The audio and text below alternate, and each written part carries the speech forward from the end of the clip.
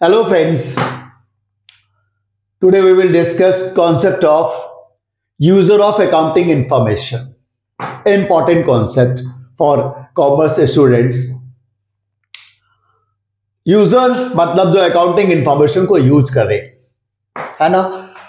User को हम दो पार्ट में बांटते हैं, वन इज इंटरनल यूजर और another is external user. Internal user कौन, एक बार इसको समझते हैं। Internal user means user who is involve in the creation of accounting information.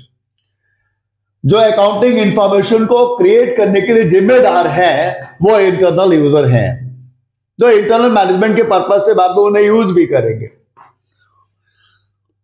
Like कौन है internal user? Like board of directors in case of company, partnership के case में partners, officers and manager, right. तो these are treated as internal user, which are part of internal management, who creates the information and who use the information for management purpose, that is internal user.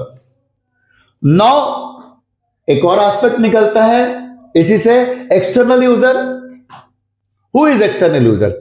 External user means जो information का creation से जिनका कोई connection नहीं है, they are just use the information for their objects.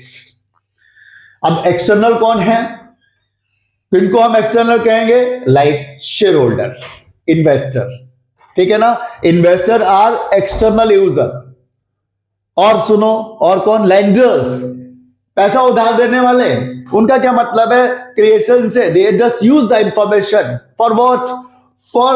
For the safety of their loan, for the safety of their return, liquidity. Lenders, creditors, supplier, for what?